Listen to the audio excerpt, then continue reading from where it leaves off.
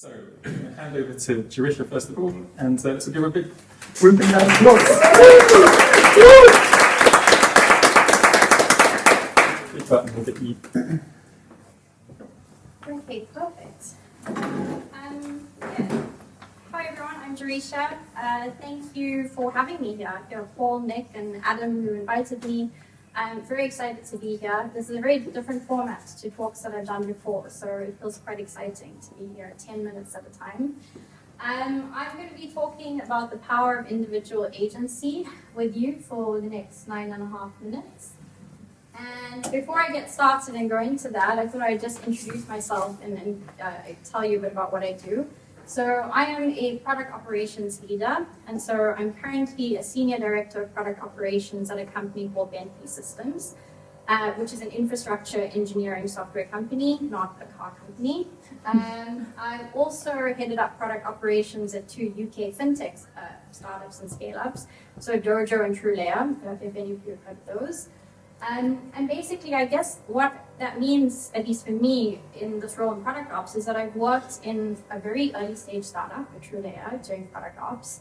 I was the 10th employee and left when there were about 200. And then at Dojo, there were about 500 or 600 people and then 1,000 sort of when I left.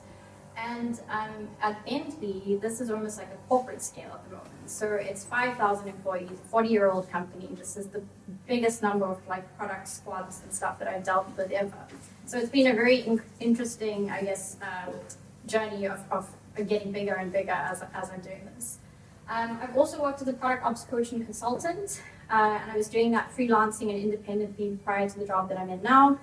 And I'm also the founder and host of Product Ops Podcast. So I started that in 2021. I think it was the first Product Ops podcast, but at the time I was starting it mainly to share learnings and elevate expertise in the field because I had been doing product ops in a small startup and didn't even realize that there were other people who did product ops. And I wanted to have these conversations so we could share learnings. And the topic for this talk actually comes from an episode of Product Ops Podcast and a discussion that I had with a guest, and it sparked something in me. And if all I leave you with is kind of just this reminder of individual agency, then I think that's enough, because from that discussion on the podcast, that is what I left with. And I was like, oh, okay, I kind of forgot that is something that I actually have when working. And so this is just a Google AI generated, obviously, definition of what individual agency is. But at a broad and high level, it's basically your ability as a person to act independently. You can make choices, and those choices ultimately influence your life's conditions, right? So you have the power to decide how you want to influence your own life. And in this context, I'm talking about your working life, right? So we sometimes forget we're in this big machine. So many things are happening around us. You really forget that you can actually have some control over what you do and how you do it. And so the episode where this idea kind of sparked was this episode with Teresa Torres. So this is from season 3 of podcast. And Teresa is maybe somebody that a lot of people in product will know. So she's a product discovery coach, and she's also written a really good book called Continuous Discovery Habits. And on season 3, what I was talking about with each of the guests was, hey, tell me what you think your top 3 product challenges are in how we are doing product at companies and within teams at the moment. So it's very broad. I asked every guest the same question. Obviously, all of them said different things when it came to the challenges. But basically, Teresa raised this idea in one of the last challenges about individual agency. And it was the challenge of how do you have agency when your organization doesn't want to change, or it works in a way that's very different from the way you want to work. And I put a QR code there, so if you just want to scan it, you should be able to, I guess, get to the episode. But also search for Product Ops Podcast on Spotify and you'll be able to find it with them. So what did Teresa say? There was one quote that kind of stood out to me when it came to individual agency, and she said, the biggest mistake that I see individual contributors make is they worry about organizational change. And she said the best way to drive organizational change is actually just to be this bright spot. To show that the change can work in your organization, it is not to fight the ideological war. And I think what that means is that maybe awesome if you just put your hands up if this resonates, but how many of you have actually felt sometimes in your role in a company that you're just deeply frustrated with what is going on?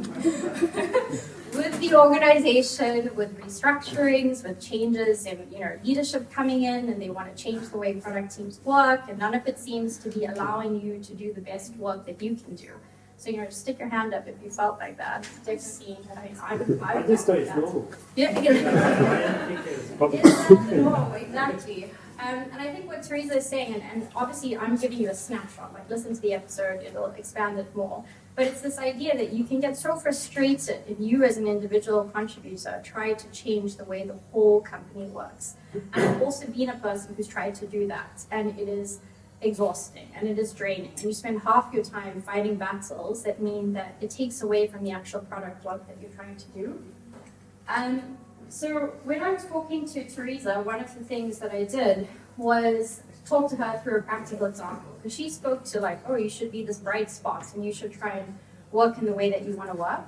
But one of the things that I saw in my role in product operations is I also look for bright spots, because in product ops, I'm trying to help the way the product teams work.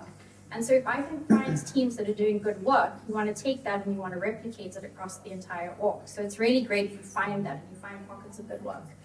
And I saw something where there was a product manager, a designer, and a dev working as a product trio, and they were working really well. So they were doing discovery, they were doing customer calls, they were understanding the problem statements. They were doing all the best practices and things that you would expect, product teams to do. But then you have the situation, and it's a reality where you can have politics in companies, and you get middle management who I say sometimes are optimizing for optics. So they're just trying to manage upwards and do stuff that their leadership team wants. And so this team was coming up with really great problem statements, and the management was just agreeing to do what leadership wanted the squads to work on, instead of considering what the customer problems were. And so in that scenario, the teams were not actually able to shine. Even though they were doing good work, there was sort of middle management that was kind of dimming their shine. And so the thing that I spoke to with Teresa on this episode is, what can you actually control? And I don't know if this is a little bit crude, but there's actually just two things that I think you can do in these scenarios. And they are, very simply, you can find a way to work in a way that works for you, right? You have to figure out your organization is probably not going to change. What's the best way? You can figure out how you work so that you can adopt best practices, that you can grow as a product leader or product manager, and how do you figure out a way to just work day to day that's going to make this enjoyable for you. And the second thing, which is a reality, is that you've got to leave. You've got to leave the organization and you've got to go somewhere else, which is a lot harder, I think, in the current climates, because there have been redundancies. It's harder to leave a job. You've often got to stay there. So I think one of the things, at least in this scenario, is you have to figure out a way that works for you. And that is where we need to have more agency as people working in product. And I think in order to understand the way that you need to work as an individual in a company that's going to work for you, I thought about another concept that comes from another podcast. It's called The Other Half, and I run it with another friend of mine, Joe. And we had this wonderful lady, Lizzie, on the first episode of the podcast. And she spoke about this concept, which is know your why.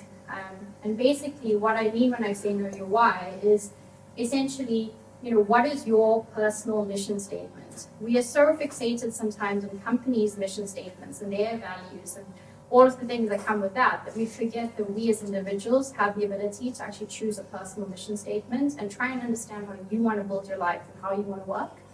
What brings you fulfillment and satisfaction, and what motivates and drives you? And as product people, that could be actually you just want to build really great products for your customers, and that is good enough for you. It could be that you just want to work with really inspiring people day to day, and if you can carve that out within your role, that is really great for you. Or in my case, I think as an operations person, I really like solving problems. So I like solving hard problems that are usually internal problems of our teams. But that brings me a lot of satisfaction. So irrespective of what's going on within the company, I can always sort of find value from doing that. And so I guess in summary, what I want to say to you is that just don't forget that as an individual working in a company, no matter what noise and stuff is going around you, you have the ability to choose how you want to act and how you want your career to go within that space. And so focus on being the change in the bright spot, I guess like Teresa was saying, but if that's not possible and you're finding that you can't really do that as you're working in that trio example, then definitely focus on what you can control.